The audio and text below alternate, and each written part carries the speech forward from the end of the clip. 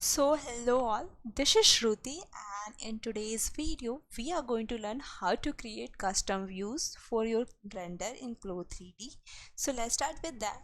First of all, you have to open your CLO file and then come on to this render option and then select render. Okay. Once the render window pop up, select the image setting options. Once you click here, the property editor will pop up. Then from viewpoint, select from current view to select custom view. Okay, once you select this, a small pop-up box arrived here. Then click on to this option and then you have to start creating your views to render. Okay, so I want only shirt, this top part, okay, without trousers. So for that we have to close this render pop-up window and then select my trouser part and from shift Q just hide trouser part. Okay, and then from 3D window options, select this avatar display and then deactivate avatar. Then you have to simply click onto your 3D window, this empty space, and then click 2. This will automatically centralize your flow. Okay, then start zooming in and then activate your avatar. Once size is okay for you, just click on to this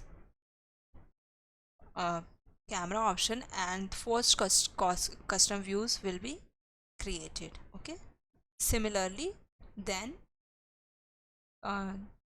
deselect the and deactivate the avatar, then select 3 for 3/4 view and then zoom in, then select and activate your avatar and then click. So just repeat these options, all the steps, and then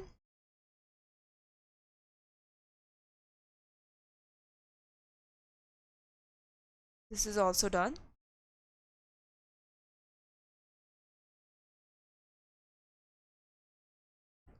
So now we are done with back option also, but I also want to highlight the smoking part.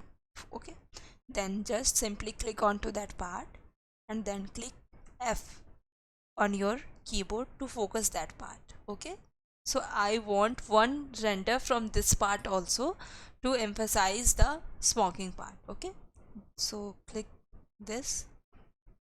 Okay, and then simply click onto the render option and then start your render. Once you start your render, the render will be started from the custom views, not the current view, which is in current view your avatar is there.